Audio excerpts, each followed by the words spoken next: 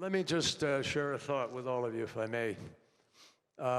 First of all, thank you for being here and for being so diligent, for working so hard. But I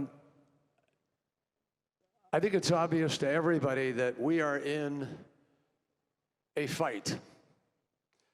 And it's a fight for our lives.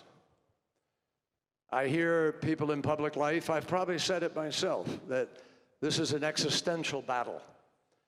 And for some people in the world, it already is absolutely existential. They're losing their lives. They're moving from their habitat. We lose 10 million people a year to pollution. We lose 5 million people a year to excessive heat. 15 million, I just cited. You go back to World War II, we lost 6 million Jews in the Holocaust, and we said never again to that. But every day, every year, you know this because I know that underneath your comments today that were polite, there is a seething anger. And you don't need to be told that the future is yours. Just the demographics tell you that. What kind of future is it going to be? That's the question. And what I think young people want more than anything is not to be fed a line, not to be told something that isn't true. And the fact is that right now, if you take the 89 NDCs that have been put to the UN, and the synthesis report of the UN measured this, there is a 12% reduction only. What did the scientists tell us we have to do? The scientists tell us we have to have a reduction of at least 45% over the next 10 years, or we can't keep 1.5 degrees alive. That's the truth. And we need to organize around the truth. Every single one of you are frontline fighters in this effort. That's why you're here. We have 30 days, or just about 30 days, till we go to the COP. That's the moment of accountability for all of these countries that promised in Paris we'd produce the 100 billion. I know what happened in my country. We had a president who didn't believe in climate change, pulled out of the Paris Agreement, and stopped the money from flowing. So happily, President Biden has turned that around. He doubled the amount of money the minute he came in, and now at the UN last week, he doubled the doubling to $11.4 billion so we can get towards the 100 billion. But still, wait a minute.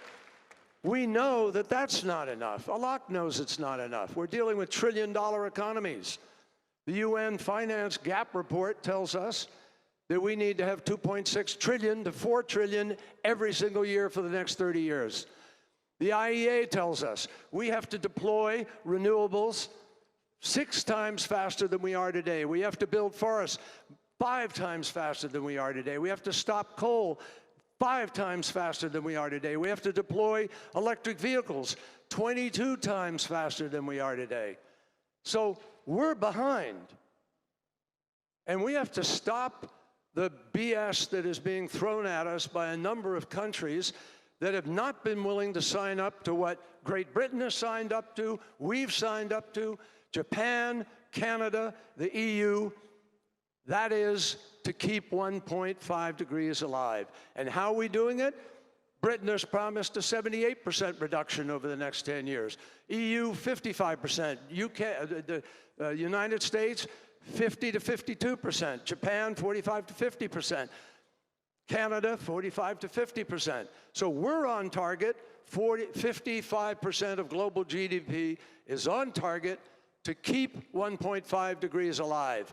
You have to insist. You have to light up the internet. You have to light up social media. You have to do everything you can in this lead up to the COP to make certain that we are pushing other countries to do more than they have been willing to accept today so that we can, over the next 10 years, keep the 1.5 degrees alive. Now, I know, because I've been there, in the 1960s, 70s, we were in the streets. And we made a difference by pushing, holding politicians accountable. And if they weren't going to be accountable, we threw them out. We literally did that. And that's how we passed a Clean Air Act, a safe drinking water, marine mammal protection, coastal zone management. That's how we created our Environmental Protection Agency, literally.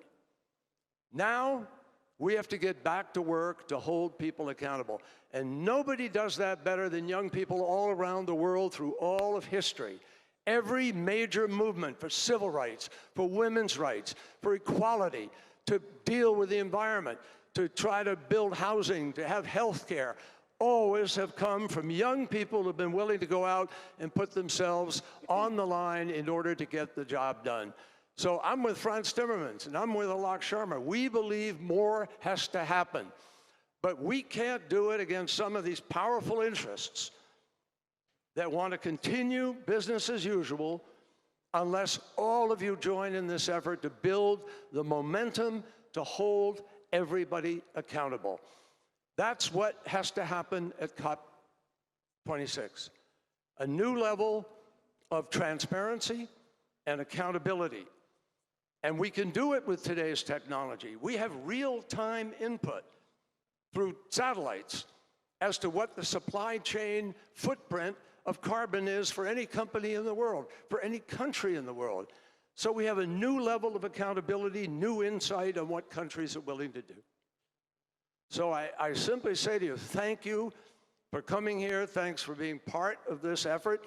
But remember, I always remember the words of Robert Kennedy in South Africa when we were fighting apartheid. And he said, when he was in Joburg giving a speech at the university, he said, "The greatest of all dangers is futility. The belief that there's nothing that one man or one woman can do against the enormous array of the world's ills." He said, each of us can work to change a small portion of events, and then the total of all those acts is written in history of this generation. Each time a man or woman strikes out against injustice or works to improve the lot of others, he or she sends forth a tiny ripple of hope. And crossing each other from a million different centers of energy and daring, those ripples build a current that sweeps down the mightiest wall of oppression or resistance. We have a wall of resistance staring at us still. We have to sweep it down. Help us do that. Thank you.